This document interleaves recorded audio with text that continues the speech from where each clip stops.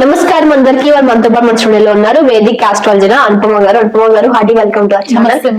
Madam, first thing మేము చాలా hot topic తో మేము ముందుకు వచ్చాము ఇవాళ. ఎందుకంటే ఆడియన్స్ ని దృష్టిలో పెట్టుకొని, ఫస్ట్ థింగ్ ఓన్లీ ఆడియన్స్ ని దృష్టిలో పెట్టుకొని మాత్రమే ఈ టాపిక్ తీసుకొచ్చాము. అదేంటంటే, మనం ఎవరైనా చూడండి, ఇద్దరు కపుల్స్ అంటే ఒక మెయిల్ అండ్ ఒక ఫీమేల్ కలిసి ఉంటే ఖచ్చితంగా వాళ్ళిద్దరి మధ్యలో ఒకళ్ళు వస్తున్నారు. జెంట్ అవ్వచ్చు, లేడీ అవ్వచ్చు. సో ఏమవుతుందంటే వాళ్ళ వల్ల రిలేషన్స్ డిస్టర్బ్ అవ్వడం, వాళ్ళ వల్ల మ్యారీడ్ అయిన కపుల్స్ కూడా విడిపోవడం, లేదా లవ్ లో ఉండి నార్మల్ గా పెళ్లి చేసుకున్నాం అన్న వాళ్ళు కూడా విడిపోవడం, ఇలా జరుగుతూ ఉంటాయి. అసలు జ్యోతిష్యంలో ఇలాంటి గ్రహాల కలయిక జరగడం వల్లే ఇవి అవుతున్నాయా, లేకపోతే వీళ్ళంతటి వీళ్ళు ఊహించుకుని చేస్తున్నారా అనేది ఒక పెద్ద క్వశ్చన్ మార్క్. నెక్స్ట్ ఏంటంటే, ఎవరైనా చూడండి, మాకు ఇంకెవరో కావాలి, ఉన్న వైఫ్ తో అవ్వచ్చు, ఉన్న హస్బెండ్ తో అవ్వచ్చు, వాళ్ళతో వాళ్ళు సెటిల్ అవ్వకుండా ఇంకెవరో కావాలి. మా తమిళన్స్ కూడా చూస్తూ ఉంటారు మీరు, ఇంకెవరో వస్తున్నారు అంటేనే వ్యూస్ అంత రేంజ్ లో వెళ్తున్నాయి, లేకపోతే వెళ్ళట్లేదు. ఎందుకు ఆడియన్స్ ఇక్కడే ఆగిపోయారు? అసలు ఎలాంటి కాంబినేషన్స్ ఉండడం వల్ల ఇలా జరుగుతుంది అనేది ఒకసారి వివరించండి. ఓకే, యాక్చువల్లీ ఇది మీరు అన్నట్టు చాలా బర్నింగ్ టాపిక్. నా దగ్గరకు వచ్చే కన్సల్టేషన్స్ లో కూడా ఒక 95% కన్సల్టేషన్స్ అన్ని కూడా ఈ మధ్య కాలంలో ఇవే వస్తున్నాయి. అయితే ఈ ట్రెండ్ ఏదో నిన్న మొన్న వచ్చిన ట్రెండ్ లాగా కాకుండా, మనకి ఇది కోవిడ్ టైం నుంచి కొద్దిగా ఎక్కువ ఫోకస్ లోకి రావడం అనేది జరుగుతుంది అనమాట. ఇక్కడ మెయిన్ రీజన్స్ నాకు అనిపించింది ఏంటి అంటే, 2 మెయిన్ రీజన్స్. ఒకటి, భార్యాభర్తలకి ప్రాపర్ కమ్యూనికేషన్ లేకపోవడం. అంటే అది కెరియర్స్ వల్ల అవ్వచ్చు, లేకపోతే అడిషనల్ రెస్పాన్సిబిలిటీస్ వల్ల అవ్వచ్చు. ఒక ప్రాపర్ కమ్యూనికేషన్ లేకపోవడం వల్ల కూడా కొద్దిపాటిగా ఈ డిస్టర్బెన్సెస్ అనేవి కనిపిస్తున్నాయి. అది కాకుండా ఒకరికొకరు ఇమోషనల్ గా సపోర్ట్ చేసుకోకపోవడం, ఇమోషనల్ ఇంటిమసీ కోల్పోవడము, ఇది ఇంకొకటి మెయిన్ నాకు కనిపించిన టాపిక్ అన్నమాట. సో ఇది గ్రహగతుల్ని బట్టి చూసుకుంటే ఒక 70 to 80% మనకి జ్యోతిష్యం ప్రకారం మనకి రీజనింగ్ అంటే మనం చేసే పనులకి గ్రహాలని బ్లేమ్ చేయడం ఎంతవరకు సమంజసం అనేది నేను ఎప్పుడు ఆలోచిస్తూ ఉంటాను. ఎందుకంటే ఇవే గ్రహగతులు మనకి ఒక 100 సంవత్సరాల క్రితం కూడా ఇట్లాంటి కాంబినేషన్స్ ఉన్నవే ఉన్నాయి, కానీ ఇంత ఎక్స్పోజర్ లేదు, అసలు ఎక్స్పోజర్ లేదు. కాకపోతే ఇప్పుడు అంతా కూడా ఓపెన్ అయిపోయింది. అండ్ ఇంకొకటి నాకు అనిపించింది ఏంటి అంటే, చాలా మంది ఒక లెవెల్ ఆఫ్ యాటిట్యూడ్ కి ఎలా వచ్చేసారంటే, ఇంకేగా ఏజ్ ఎక్కువ కాలం బతకమేమో, సో ఉన్న టైంలో మనం ఎంజాయ్ చేసేద్దాము, హ్యాపీగా ఉందాము అంటే హ్యాపీనెస్ వాళ్ళ ఇండివిజువల్ పైన ఎక్కువ ఫోకస్ చేసేసి, ఇక్కడ భార్యని కానివ్వండి లేదా భర్తని కానివ్వండి, ఇక్కడ నేను ఒక స్పెసిఫిక్ మగవాళ్ళే అని నేను పాయింట్అవుట్ చేయట్లేదు, ఈ జెండర్ బయాస్డ్ కాకుండా లేడీస్ ని కూడా పాయింట్అవుట్ చేస్తున్నాను ఈ విషయంలో. ఫ్రీడమ్ కావాలని కోరుకోవడము, లేకపోతే ఎక్కువ టైం వాళ్ళ భాగస్వామి వాళ్ళతో టైం స్పెండ్ చేయట్లేదని చెప్పి బయట ఇంకేదో వెతుక్కోవడము. ఇప్పుడు ఫర్ ఎగ్జాంపుల్, ఎవరైనా మగవాళ్ళకి ఒక ఆడ మనిషి కొద్దిగా నవ్వుకుంటూ కొద్దిగా ఇమోషనల్ గా మాట్లాడారంటే అక్కడ అవతల వ్యక్తికి కనెక్ట్ అయిపోతున్నారు. ఇక్కడ ఇంట్లో భార్య సంగతి కూడా పట్టించుకోవట్లేదు, కానీ భార్యకి ఇంట్లో బోల్డ్ రెస్పాన్సిబిలిటీస్ ఉండడము, లేదా ఆవిడ కూడా జాబ్ చేస్తూ ఉండి ఇల్లు మేనేజ్ చేసుకోవడము, వర్క్ లైఫ్ బ్యాలెన్స్ లేకపోవడము, దీనివల్ల డిస్టర్బెన్సెస్ అనేది ఎక్కువ అయిపోతుంది అనమాట. ఆ షేరింగ్ అండ్ కేరింగ్ అనేది చాలా తగ్గిపోయింది ఫస్ట్ ఆఫ్ ఆల్. అండ్ కొంచెము నేను అబ్జర్వ్ చేసింది ఇంకోటి ఏంటంటే, సోషల్ మీడియాకి ఎక్కువ ఇన్ఫ్లుయెన్స్ అయిపోవడము, మనకు కనిపించేవన్నీ కూడా కరెక్ట్ గా కనిపిస్తున్నాయి, ఇదే రియాలిటీ అని అనుకోవడము, ఒక మాయా ప్రపంచంలో ఉండడము. అంటే ఇంకా రేపు మార్నింగ్ ఏం జరుగుతుంది అనేది ఆలోచన లేకుండా ఈ నైట్ వరకు నేను బాగుంటే చాలు అనుకున్న ఒక మైండ్ సెట్ లో కూడా వచ్చేసారనమాట. పిల్లల గురించి పట్టించుకోకపోవడం. సో ఇక్కడ వీళ్ళు చేసే మెయిన్ ప్రాబ్లం ఏంటంటే, వేరే వాళ్ళకి అట్రాక్ట్ అయిపోయి సెల్ఫ్ సెల్ఫ్ వాలిడేషన్ కోరుకోవడం అన్నమాట. అంటే వాళ్ళకి అలా అవతల వ్యక్తి కొద్దిగా ఫ్లర్ట్ చేస్తూ మాట్లాడినా లేకపోతే కొద్దిగా కేరింగ్ చేస్తూ మాట్లాడేసరికి సైకలాజికల్ గా వీళ్ళు హ్యాపీగా ఫీల్ అవ్వడం, ఆ టెంపరీ హ్యాపీనెస్ కోసము వీళ్ళు కొద్దిగా రాంగ్ స్టెప్స్ వేసేయడము, స్ట్రిక్ట్ బౌండరీస్ గీసుకోకుండా ఉండడము, అసలు వాళ్ళు దేని విలువిస్తారు, వాళ్ళ విలువలు ఏంటి, వాళ్ళ ఫ్యామిలీ విలువలు ఏంటి అనేది కూడా ఒక క్షణం మర్చిపోవడము, ఇవన్నీ జరగడం వల్ల ఈ సోషల్ ప్రెషర్ కూడా ఎక్కువ అయిపోవడం వల్ల ఈ ప్రాబ్లమ్స్ అన్ని స్టార్ట్ అవ్వడం మనకు కనిపిస్తుంది. అసలు ఒక సనాతన ధర్మంలో విడాకులు కానీ డివోర్స్ అనే కాన్సెప్ట్ అసలు లేదు టెక్నికల్ గా మనం చూసుకుంటే. కానీ అడ్జస్ట్మెంట్ ఉండేది, కానీ ఆ అడ్జస్ట్మెంట్ కూడా ఇప్పుడు లేకుండా అయిపోయింది. అంటే ఇక్కడ తగ్గాలి తగ్గాలి అదొకటి, ప్లస్ ఒక పర్సన్ భార్య కానీ భర్త కానీ ఒకసారి చీట్ చేశారు, మోసం చేశారు, వేరే రిలేషన్షిప్ లోకి వెళ్ళారు, వీళ్ళు అనుకోకుండా పరిస్థితులు ఇంకొక పార్ట్నర్ కి అనుకూలంగా ఉండి వీళ్ళు దొరికిపోయారు అనుకున్నాం, వాళ్ళు అక్కడికి వాళ్ళని వాళ్ళు సరి చేసుకోవట్లేదు. దొరికాను కదా ఒకసారి, నెక్స్ట్ టైం అయిపోయింది, ఇది కంటిన్యూ అవుతూనే ఉందన్నమాట. So cheating is a choice. అది మీరు నేను కంటిన్యూగా చీట్ చేస్తాను అని మీరు మైండ్ ఫిక్స్ చేసుకుని ఉంటే దానికి ఎవరేం చేయలేరు. మీతో పాటు మీ ఫ్యామిలీస్ కూడా పాడైపోతూ ఉంటాయి.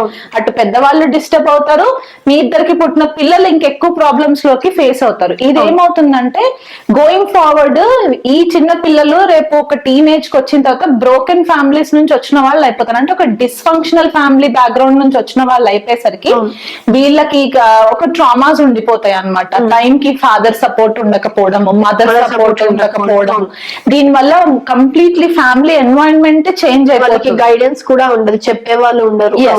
ఇప్పుడు కొంతమంది ఏంటంటే మేము వెస్టర్న్ కల్చర్ ని చూసి ఇన్ఫ్లుయెన్స్ అవుతున్నాం అంటే, ఏ వెస్టర్న్ కల్చర్ వాళ్ళు మనకు చెప్పలేదు మీరు ఇట్లా మీ ఫ్యామిలీస్ ని పార్ట్ చేసుకోండి రా అని చెప్పి ఎవరు చెప్పలేదు. ఇది మనలో ఉన్న లౌకిక జ్ఞానం, ఆ జ్ఞానం మనకి మన ఫ్యామిలీ బ్యాక్గ్రౌండ్స్ నుంచి కూడా వచ్చి ఉండాలి. అండ్ ఇంకొకటి కామన్ గా నేను అబ్జర్వ్ చేసిన ఇంకొక పాయింట్ ఏంటంటే, ఒకవేళ వైఫ్ అండ్ హస్బెండ్ మధ్యలో ఫర్ ఎగ్జాంపుల్ ఒక 30 ఏళ్ళు లోపు ఉన్న వాళ్ళు 25 to 30 years ఏజ్ గ్యాప్ లో ఉన్న వాళ్ళు పెళ్లిళ్ళు చేసుకున్నారు అనుకోండి, వాళ్ళకి ఇట్లాంటి సమస్య వస్తే పెద్దవాళ్ళ దగ్గరికి వెళ్ళి చెప్పినప్పుడు పెళ్లి చేసేంత వరకు పెద్దవాళ్ళు పెళ్లి చేసేస్తున్నారు, కానీ పెళ్ళైన తర్వాత ఇక్కడ సపోర్ట్ సిస్టమ్ చేంజ్ అయిపోతుంది. సమర్థిస్తున్నారు. అబ్బాయి తప్పు చేస్తే మందలించి అమ్మాయి తోటి కాంప్రమైజ్ అయ్యి ఉండేలాగా చేయకుండా, పోతే అమ్మాయి వెళ్ళిపోతే వెళ్ళిపోయింది, నీకు నచ్చిన అమ్మాయితో నువ్వు వెళ్ళిపో అన్నట్టు కూడా కొంతమంది పేరెంట్స్ గైడ్ చేస్తున్నారు. అది రాంగ్. ఎందువల్ల అంటే ఒకసారి తప్పుని మనం ఖండించకపోతే ఇది కంటిన్యూ అవుతూనే ఉంటుంది. ఇప్పుడు ఒక అమ్మాయిని వదిలేసిన అబ్బాయి ఇంకొక అమ్మాయి దగ్గరికి వెళ్ళిన తర్వాత ఆ అమ్మాయితో కూడా ఉంటాడని గ్యారంటీ లేదు కదా. సో సేమ్ థింగ్ ఇక్కడ లేడీస్ విషయంలో కూడా అంతే. ఒక మగ మనిషి ఒక లేడీని అంటే ఒక వైఫ్ హస్బెండ్ ని వదిలేసి ఇంకొక మగ మనిషి దగ్గరికి వెళ్తే అక్కడ కూడా ఇట్లాగే చీప్ అయిపోతూ ఉంటారు. సో వీళ్ళు సెల్ఫ్ రెస్పెక్ట్ కూడా కోల్పోవడం అనేది కూడా కనిపిస్తుంది. సో కాబట్టి ఈ విషయాలన్నీ కూడా కొద్దిగా కేర్ఫుల్ గా మైండ్ లో అనాలిసిస్ చేసుకొని దీనికి ఎవ్వరు కూడా సొల్యూషన్స్ ఇవ్వలేరు.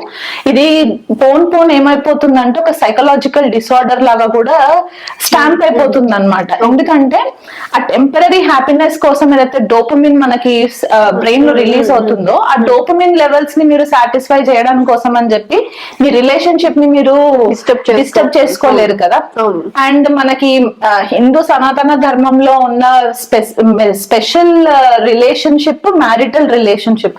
మనం దానికి కూడా వాల్యూ ఇవ్వకుండా మనము ఇష్టం వచ్చినట్టు చేసుకుంటూ పోతే సొసైటీలో మనకి ఇంకా వాల్యూ సిస్టమ్ లేదు అన్నట్టే అయిపోతుంది కదా. ఓకే మేడం, ఇప్పుడు కర్కాటక రాశి వారికి వాళ్ళ జన్మ జాతకంలో కనుక ఎలాంటి కాంబినేషన్స్ ఉంటే థర్డ్ పర్సన్స్ ఎంట్రీ ఇవ్వడం కానీ లేకపోతే వాళ్ళ వల్ల సఫర్ అవ్వడం కానీ జరుగుతుందో ఒకసారి వివరించండి. కర్కాటక రాశి వాళ్ళు స్వతహాగా చాలా ఎమోషనల్ గా ఉంటారు. వీళ్ళకి ఏమాత్రము కొద్దిగా సపోర్ట్ సిస్టమ్ కనిపించకపోయినా సరే ఎమోషనల్ క్లింజీ మూవ్మెంట్ లో ఉండేసరికి ఎదుటి వాళ్ళకి అట్రాక్ట్ అయ్యే ఛాన్సెస్ చాలా ఎక్కువ ఉంటుంది. కాబట్టి అంటే వీళ్ళు కావాలని చెప్పి ఎవరినో డ్యామేజ్ చేయాలనే మైండ్ సెట్ తో కాకుండా ఈ ఇమోషనల్ ఇంటిమెసీ కోరుకుంటూ ఉంటారు అనమాట జనరల్ గా జలతత్వ రాశి కాబట్టి. అండ్ ఎక్కువ మట్టుకు మనకి ఈ ఎక్స్ట్రా మ్యారిటల్ అఫైర్స్ కి శుక్రుడితో పాటు మనకి చంద్రుడిని కూడా మనము కన్సిడరేషన్ లోకి తీసుకోవాలి. ఎందుకంటే మన మైండ్ పైన నాట్యం చేస్తూ ఉంటాడు చంద్రుడు కాబట్టి ఒక్కో రోజు 8 గంటలు మనము యావరేజ్ గా తీసుకున్నా సరే ఒక్కో గంట ఒక్కొక్క రాగా మన మూడ్ చేంజ్ అవుతూ ఉంటుంది. సో వీళ్ళకి మూడ్ స్వింగ్స్ ఎక్కువ ఉంటూ ఉంటాయి కర్కాటక రాశి వాళ్ళకి. సో అలాంటి కర్కాటక రాశికి చంద్రుడు ఒకవేళ శుక్రుడితో కలిసి లగ్నంలో ఉన్నా, చంద్ర శుక్రులు గురుడితో కలిసి లాభంలో ఉన్నా, ఎందుకు లాభం స్పెసిఫిక్ గా నేను లాభం అని ఎందుకు అన్నానంటే కర్కాటక రాశికి లాభాధిపతి అయిన శుక్రుడు బాధక అవుతారు. సో ఇక్కడ ఒక రిలేషన్షిప్ ని పాడు చేయాలి అంటే బాధకుడి యొక్క కనెక్టివిటీ కూడా ఉండాలి ఇక్కడ. సో ఇప్పుడు ఇక్కడ చంద్ర లగ్నాత్తు కానీ జన్మ లగ్నాత్తు చూసుకున్నా శుక్రుడు ఇక్కడ పీడింపబడుతున్నాడు కాబట్టి ఈ కాంబినేషన్ గనక మనకి వృషభ రాశిలో ఉన్న లాభస్థానంలో లేదా పంచమమైన వృశ్చిక రాశిలో ఇక్కడ ఏమవుతుందంటే చంద్రుడు నీచలోకి వెళ్తాడు. ఓకే, సో ఇక్కడ మైండ్ సరిగ్గా పనిచేయదు. అండ్ కుజుడితో కలిసి ఉన్నా కూడా కొద్దిపాటిగా కంట్రోలింగ్ మైండ్ సెట్ వచ్చేస్తుంది. నేను ఎదుటి వాళ్ళని కంట్రోల్ చేయాలి, నేను పాజిటివ్ అయిపోవాలి, నా మాటే వినాలి అనే ఒక మైండ్ సెట్ కూడా కొద్దిగా ఉండే ఛాన్సెస్ ఉన్నాయి. కాబట్టి ఈ వృశ్చిక రాశిలో ఉన్న, మీన రాశిలో ఉన్న, మళ్ళీ మీన రాశిలో ఏంటంటే ఇక్కడ భాగ్యస్థానం అయిపోయి ఓవర్ గా ఎక్స్పెక్ట్ చేయడము. ఈ చంద్ర శుక్రులు కర్కాటక రాశిలో కానీ వృశ్చిక రాశిలో కానీ మీన రాశిలో ఉండి ఈ చంద్ర శుక్రుల పైన కనుక రాహు యొక్క వీక్షణ లేకపోతే బుధుడి యొక్క వీక్షణ పడినా లేకపోతే కుజుడి యొక్క వీక్షణ పడినా కూడా వీళ్ళకి ఎక్స్ట్రా మ్యారిటల్ అఫైర్స్ ఉండడానికి పాసిబిలిటీస్ ఉంటాయి.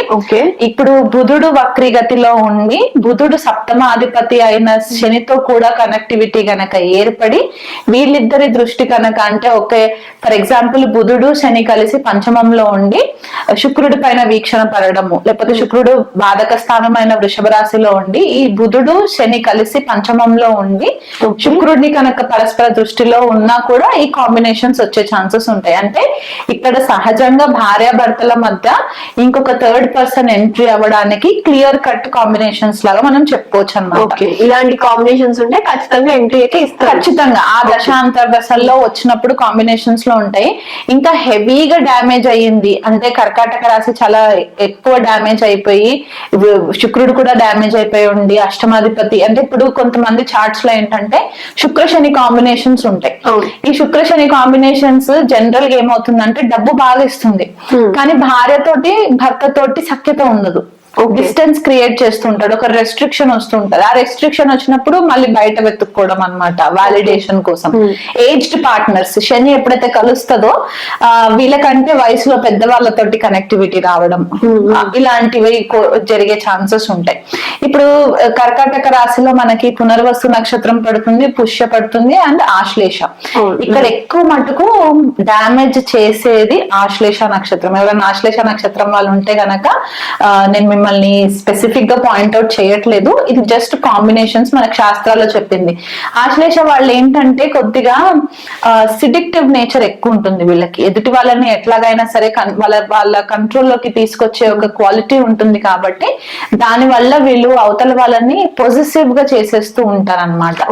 అండ్ ఇంకొక కాంబినేషన్ ఏంటంటే ఒక రిలేషన్షిప్ లో ఎస్పెషల్లీ కర్కాటక రాశి వాళ్ళకి ఎందుకు చెప్తున్నానంటే కాన్స్టెంట్ గా భార్య కానీ భర్త కానీ వాళ్ళని కంట్రోల్ చేయాలనే ఒక మైండ్ సెట్ తో ఉన్నప్పుడు కూడా వీళ్ళ పార్ట్నర్స్ వీళ్ళని వదిలేసి మళ్ళీ వేరే సోర్స్ కి వెళ్లే ఛాన్సెస్ కూడా కనిపించేవి ఉన్నాయి. కాబట్టి ఆ కోణంలో స్పెసిఫిక్ గా కర్కాటక రాశి వాళ్ళకి కొద్దిపాటిగా ఇమోషనల్ డిస్టర్బెన్సెస్ అయితే ఈ ఎక్స్ట్రా మ్యారిటల్ అఫైర్స్ వల్ల ఉంటుంది.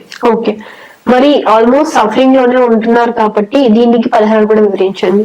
పరిహారాలు ఏంటంటే ఫస్ట్ మీరు చంద్రుడికి రెగ్యులర్ గా చంద్రుడి యొక్క మంత్రం ఏదన్నా ఉంటే కనుక ఆ మంత్రం తోటి మీరు చంద్రుడికి ఆరాధన చేసుకోవడము, పౌర్ణమి వెన్నెల్లో కూర్చొని మీ మనోధైర్యం పెరగాలని చెప్పి లలితా సహస్రనామం చదువుకోవడము, చంద్రబుధుల కాంబినేషన్ గనక ఉంటే కనుక ఖచ్చితంగా లలిత అమ్మవారి పారాయణం చేసుకోవడం వల్ల కూడా మీకు మంచి రిజల్ట్స్ వస్తాయి. అలా కాకుండా మీ జన్మ జాతకంలో చంద్ర శుక్రులు ఉంటే గనక శ్రీ మహాలక్ష్మి అమ్మవారి యొక్క అష్టోత్తరం పారాయణము, శ్రీ సూక్త పారాయణం చేయడము, ఇవి చేయడం వల్ల కూడా మీకు మనోధైర్యం వస్తుంది. ఇంకా చాలా డామేజింగ్ గా ఉంది అని అనుకుంటే గనక ఈ గౌరీదేవి నోము ఉంటుంది కదా మనకి, గౌరీదేవి నోములు, అవి మీరు ఒక దీక్ష లాగా తీసుకున్నా కూడా మీకు చాలా ఫేవరబుల్ రిజల్ట్స్ వస్తాయి. ఇది స్పెసిఫిక్ ఒకవేళ జెంట్స్ కూడా కర్కాటక రాశిలో ఉండి మీకు ఇట్లాంటి కాంబినేషన్స్ ఉండి మీ రిలేషన్షిప్ కనుక మీకు ఇబ్బంది పెడుతుంది అనుకుంటే గనక మీరు కూడా చేయవచ్చు ఈ పూజలు. అమ్మవారి ఆరాధన చేసుకోవడం వల్ల కూడా మీకు చాలా మట్టుకు మనోధైర్యం పెరుగుతుంది అన్నమాట. ఓకే.